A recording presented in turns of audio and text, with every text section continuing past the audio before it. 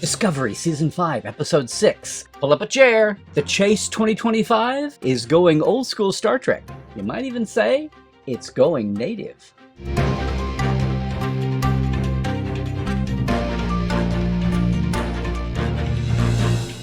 Hey, it is Dr. Trek, Larry Nemecek, coming at you here from the heart of Trekland and all things Portal 47 and Trekland tours.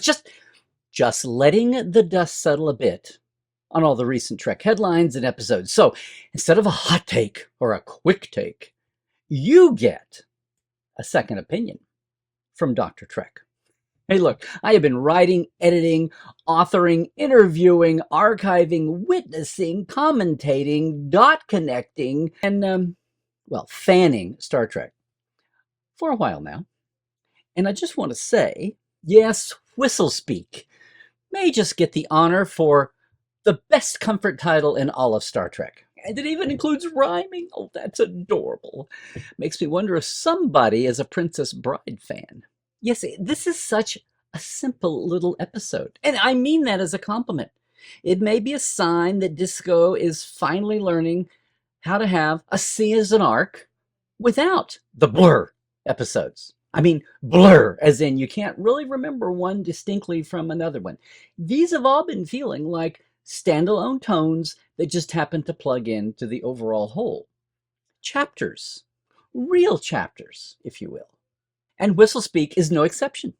So let's give kudos where kudos is due. Look, the co-writers on this one are Kenneth Lynn, who, first of all, is a playwright, published, produced, and awarded, honored, as well as a screenwriter, okay?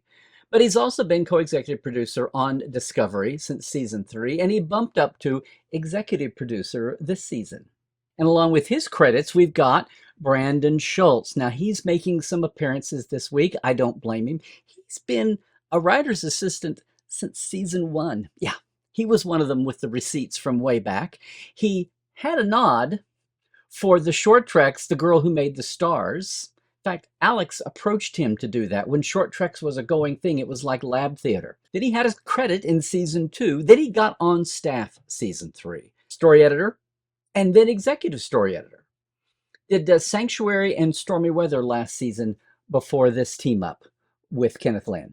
And then in the director's chair, we've got Chris Byrne. Now, this is his 4th credit for Discovery, not counting the time he was second unit director back on the first episode in season 1. That said, he was second unit director already working with Brian Fuller back on Hannibal back in the day, and then on American Gods about the same time. He was away. He had a first season credit, had 2 last season. This is his 4th. Guess what? He also was second unit director and then got in his first directing credit also while working with Terry Matalas over on 12 Monkeys. Oh, and he also segued over on Strange New Worlds and directed first season's All Those Who Wander, the Gorn show that had the death of Hemmer. So we're in good hands here.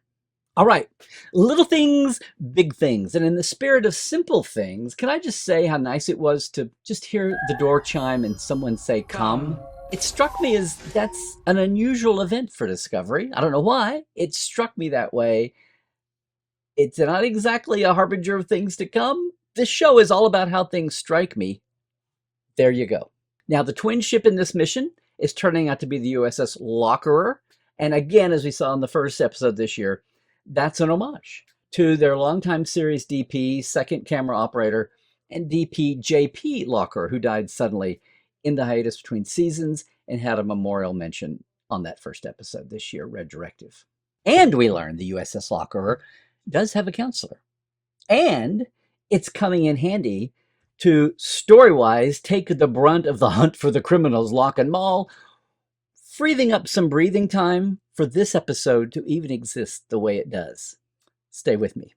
Now, this whole scene, we're fleshing out Culber's odyssey here. It's not the A story, it's not the B story. It's like he's got his own C story of his crisis of interfaith, or just speaking of All Those Who Wander. And it's very cool. We've heard of his abuela before. He spoke of her a few episodes back, right? Talking about coming through the Janal experience, talking about his abuela, his grandmother, was a doctor in her own right, who had icons of several Earth institutional theologies, denominations in her walls. And he talked about what an enigma that was and what she was. Well, here she is fleshed out in the hollow flesh, anyway, by actress Maria del Mar. It's an interesting scene. And the Spanish that we're getting in this scene is not only a nice change of pace, but just think, he's programmed that into his hollow matrix here for his abuela, including the times when she's going to speak Spanish with him or not. Just kind of an interesting choice there if you stop and think about it. And as far as the overarching story here, the 5 scientists from hundreds of years ago who hid these puzzle pieces around, the progenitor's tech, the list of 5. I told you we'd get all the rest of the names, right? And who are the last 2? Marina Derrick, a betazoid. I guess we know where that homage is coming from. And also Hiroshi Creel, a denobulin. This may be the first mention of a denobulin in live action that we've had since, well, Dr. Flock's on Enterprise. Will we see these folks in any manner, an image, a hologram? We will have to wait. We've got 4 more episodes. Carmen Cho, the human scientist on the list, of course, we got the backstory and the backstory to the backstory last episode of Second Opinion. So Halemno is a planet in extreme drought. Have we ever heard a situation like that before? But what's more, the neighbors, the aliens, the natives, don't really recognize social class as a thing. And they do recognize 3 genders. If you listen closely, you'll hear Rava referred to with a they pronoun. But the emphasis on language in this culture and this episode doesn't end there. The whole thing, the whole planet, the Halemnites really lean into linguistics. Culturally, and then in the meta sense, as a story point. Look, compeer is such a fascinating word. Compeer, it's actually an archaic combining form, a portmanteau, if you will. Simply, it's community and peer, as in equal, compeer. It's about as basic as you can get. And it fits so well for that culture and all the uses. And it's so easy that, yes, Tilly and Burnham can pick up on the use and roll with it really easily. But it's definitely human Earth. Dates back to the 13th century. Now, it goes right by you quickly, but there's a moment when Michael is waxing nostalgic about her xenolinguistics professor from Starfleet Academy, Dr. Taprasi. I don't know for certain, but I'm just going to guess that Taprasi is an homage to Prasi, the big linguistics academic journal. With all this emphasis on language and wordplay, it's no surprise that our away team here is going down well equipped with subcutaneous communicators, as in below the skin subcutaneous, but that's nothing new. We go all the way back to the Nazi planet and Patterns of Force, right? It's just that here they're beamed in without having to be added manually, which, again, it's old school if you remember the pilot from Strange New Worlds. Beamed in as you're beaming. But the retina tricorder modification, now that is a new thing. I mean, not even Geordi 800 years ago was running around with his visor hooked up to a database. Okay, another little thing. I'm sorry, but I still say Marie Kondo must have wound up being the 2nd most important person in Starfleet history. I mean, because all the way these labs, these workspaces, they're so spotless. How does anybody get anything done with all those empty tabletops? Okay, I guess I'm already asking questions. Here's another. If it's so advanced in the 32nd century, right? If replicator tech is just on steroids to a quantum level here, is money and value still not a concern? I mean, look, Kovich can have a 21st century legal pad. I mean, you could have acid-free paper that lasts forever.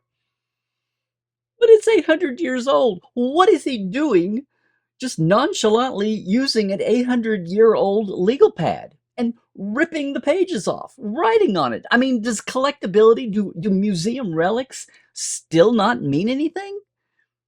Unless, of course, they've got like a warehouse with 47 million of the things. Oh, and has the USS Discovery ever drifted into a spore jump? My favorite line this week. Well, I've got 2. One from the simple but funny department. If it's not one thing, it's another with this It's not one place. thing, it's another with this place. Now, it's an easy laugh. It's very natural in the moment. But it's just a little reminder to me that disco has gotten so much more relaxed with its meta, with its self deprecatory tone. It's almost lower Dexian, might even say Strange New Worlds ish. And I'm here for it. Oh, and beliefs can evolve. Well, I hope they can. Otherwise, humanity's doomed, which does keep some people up at night. And again, gang, such a simple episode. But yes, a lot's going on here with the characters, or not, as the case may be. For one thing, I got to tell you, having Book playing post-burn asteroids was not exactly on my stay involved in the disco plot bingo card this year. Now, there's not much of Rayner in this episode, but there's enough. There's enough. I mean, who knew it would be him to calm down all the nerdy blue shirts when they get all in a tangle because they can't figure out where the last clue is going. So chalk it up, give him credit. And again, whether it's a big role or a small niche, I don't feel like the core value of Rayner being the gruff old combat guy is being abandoned wholesale. It feels like the rough edges are being smoothed just a little bit, not to betray his core. Of course, we've got 4 episodes to go. We'll see. There's got to be one more gigantic clash left in this old bird. And speaking of who is still hanging around, I guess it's interesting to see that Kovic is still monitoring from his white void unrefusable office call. What, once you answer one, you're stuck with him forever?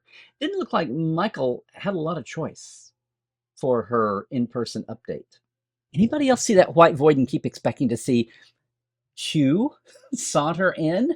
Once again, our B-Team Bridge folks are getting a lot of spotlight. And once again, no Saru, no Detmer, no Owo. Where was everybody in late summer, early fall of 2022 when this was filming? Well, we'll catch up. But wait. Tilly was the hero? Hey, look, I did have flashbacks back to season 1 and Tilly chugging around the track in the ship taking training. She looks like she's been in a lot better shape here between being a professor at the academy and, well, all the adventures and, time jumping 800 years will do that to you. But it was great to see her with such a substantial plot point. It was great to see her and Michael sharing screen time together.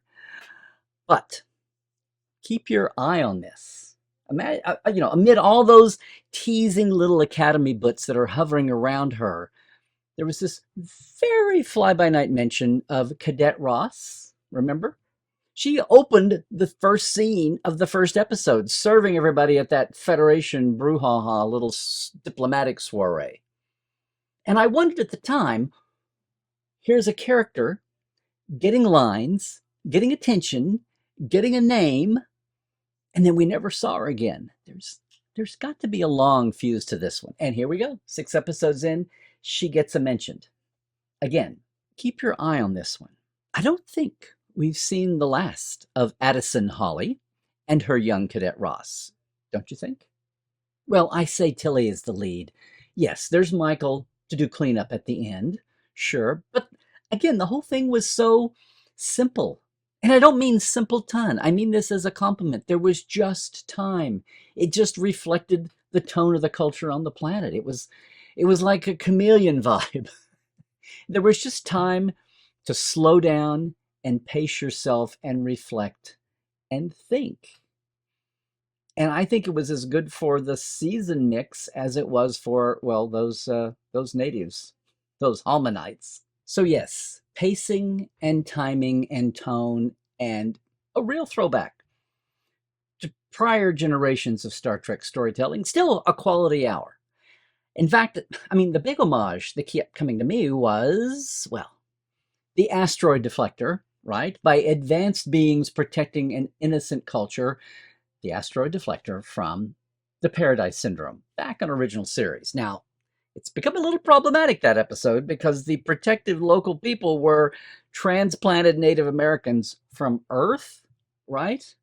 But the tech The MacGuffin of the whole story is kind of the progenitor of the preservers, which was the species that was doing the preserving and, well, set up kind of the tone for the chase from Next Generation, which season 5 of Discovery is obviously not an homage to, but basically a sequel story. Now, Ron Moore, who wrote the original Chase, told me back in the day, I said, aren't your progenitors, can't they be the preservers? Of course, the difference was the preservers were taking established cultures and depositing them elsewhere for their own protection. The progenitors are talking about seeding the DNA for likewise species to evolve slightly differently, but still look akin to themselves, the progenitors.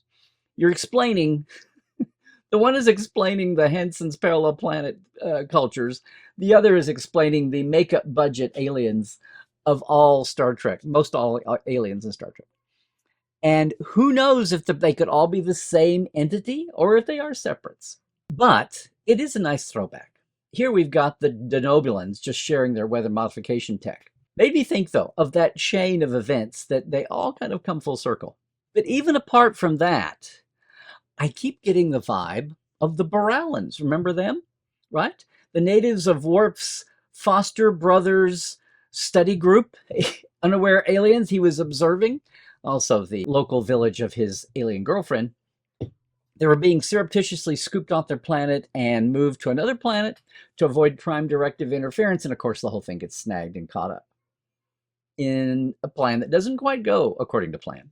And it winds up being a Prime Directive violation. And speaking of which, when was the last time we had a good old-fashioned, meaningless Prime Directive debate in Star Trek? Wow. See? What an OG episode this turned out to be.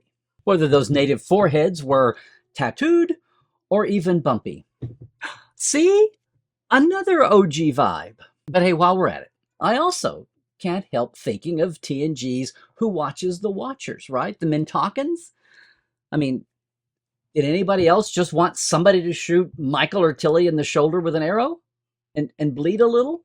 But wait, since we're in a Prime Directive miasma discussion here, a question, and I've forgotten the answer to this. Does earlier non-Federation alien interference with a culture negate worrying about applying Prime Directive limitations to Starfleet actions? I mean, can interference interfere with interference? I mean, forget who watches the watchers.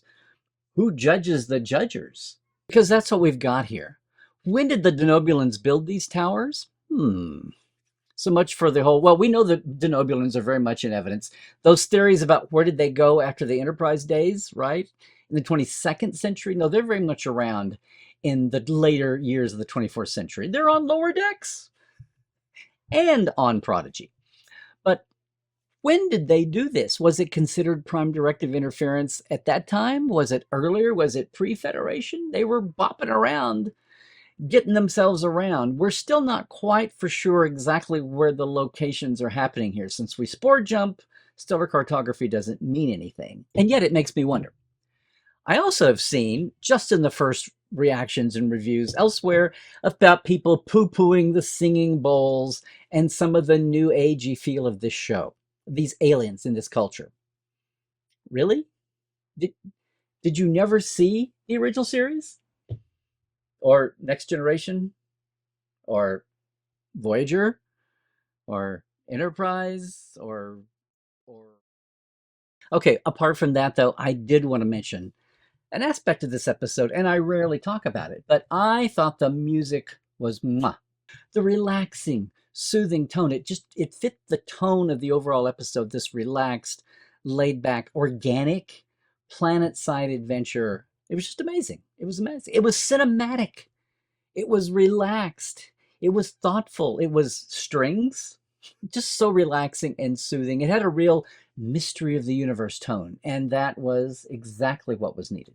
And finally, did you notice this? We've graduated to the point in this season arc, 6 episodes in, not unlike Lower Decks' last season, where parts of the mystery were being revealed as to who was attacking and assaulting and kidnapping all these various species, crews, and spaceships.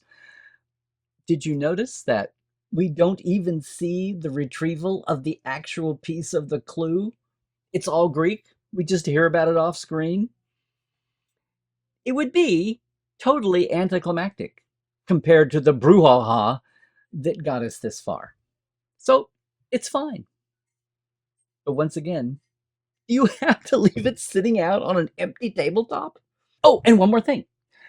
You did notice the micro scene where Tilly tells Burnham she would be great as a professor at Starfleet Academy. And you see, turn it around, Burnham try to goad Tilly into telling her about how it's going at the Academy, and the plot cuts her off. We're waiting to hear that answer. We're waiting to hear what's dangling out there, but it's keeping it alive in your curious little minds, isn't it? Maybe. Okay, that's as good a place as any to sign off on this second opinion. Well, that's what I think. How about you? Come on, comment. It's wide open here below. And while you're at it, would you please subscribe, like, share, do all the things? I'd love to hear from you. I'd love to engage a little bit. And most of all, I dare you to subscribe for some sanity in Star Trek. And if you crave more Dr. Trek in this Trekland point of view, hey, we have all kinds of experiences like Portal 47, the monthly Minicon all year long, Trekland Treks, your own customized away mission somewhere around Southern California. You pick the location sites from actual Star Treks. All of that plus, our podcasts and our live streams, Trekland Tuesdays Live, the Trek Files from Roddenberry every Tuesday, Cadet Alice, and yeah, Second Opinion. It's all there. I hope you'll go and check it out at LarryNemecek.com. My newsletter's there too, also our TeePublic store. And I even do cameo videos. Check it out, would you please? And we'll see you next week. Trek well, everybody.